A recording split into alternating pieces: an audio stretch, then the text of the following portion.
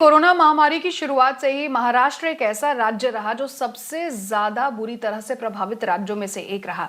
राज्य के कई इलाकों में पनपे ऑक्सीजन संकट के बीच उद्धव सरकार ने ऑक्सीजन सप्लाई का 80% जो है उसे मेडिकल उपयोग के लिए आरक्षित करने का फैसला किया है। महाराष्ट्र में 1200 मीट्रिक टन मेडिकल ऑक्सीजन की रोजाना जरूरत होती है और दो मुख्य सप्लायर्स की मदद से हर दिन 800 मीट्रिक टन लिक्विड ऑक्सीजन का ही उत्पादन कर सकता है। आपको ये भी बता दें कि पिछले एक हफ्ते में महाराष्ट्र से कोरोना के 1,36,000 से ज्यादा मामले सामने आए हैं। मेरे साथ मेरी सहयोगी नेहा कुलकर्णी यहाँ पर ज्यादा अपडेट के जुड़ गए हैं। नेहा, क्या कुछ प्रेजेंट स्टेटस है यहाँ पर, क्योंकि ऑक्सीजन सप्लाई जो है उसका 80% मेडिकल उपयोग के लिए आरक्षित उद्धव ठाकरे ने यहाँ पर कर दिया है और जो दो मुख्य सप्लायर्स हैं उनकी मदद से यहाँ पर हर दिन 800 मीट्रिक टन लिक्विड ऑक्सीजन का ही उत्पादन कर सकता है। तो जो कमी है उसे कैसे पूरा करने का प्लान बना रही है सरकार?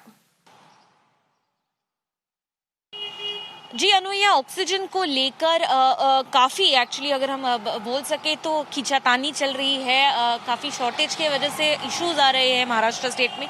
अब ऐसा है जैसे आप कह रही थी कि 1,36,000 केसेस पिछले एक हफ्ते में ही महाराष्ट्र में दिखे हैं। इसी का मतलब ये है कि काफ़ी ज़्यादा केसेस बढ़ रहे हैं राष्ट्र में और इसी के कारण जब क्रिटिकल पेशेंट्स की संख्या और बढ़ती है तभी राज्य को ऑक्सीजन सप्लाई का स्टॉक रखना और भी मुश्किल हो जाता है।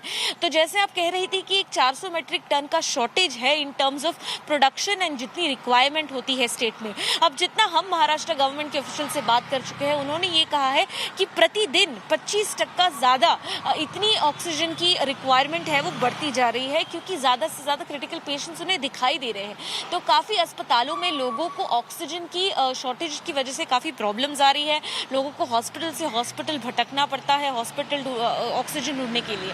अभी इसी की प्रक्रिया करने के लिए, इसी की जो तैयारियां करने के लिए दो ऑक्सीजन की जो कंपनी है उनको ज़्यादा percentage of oxygen supply medical use के लिए रखने की अनुमति दी गई है। पहले 60% तक थी, अभी 80% तक उन्हें बताया गया है कि वो ऑक्सीजन सप्लाई मेडिकल यूज़ के लिए रखें।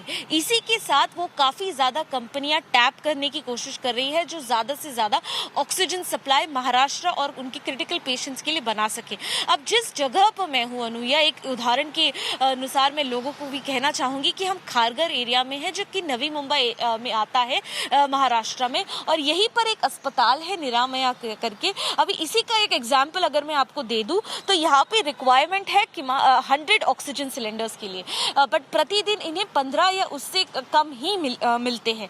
इनफैक्ट काफ़ी लोगों को ज़्यादा ज़रूरत पड़ती है यहाँ पे ऑक्सीजन सिलेंडर्स के लिए, बट काफ़ी शॉर्टेज की वजह से क्रिटिकल पेशेंट्स वो नहीं ले पा रहे हैं। इतनी बुरी जो अगर हम कह सकते हैं स्थिति है यहाँ। तो ऐसे ही एग्जाम्पल को लेकर महाराष्ट्र में काफ़ी ऐसे अस्पताल है जहाँ पे ऑक्सीजन शॉर्टेज की वजह से इश्यूज हो रहा है एंड उसकी जो शॉर्टेज है पूरी करने के लिए काफ़ी इंस्ट्रक्शंस दी गई है।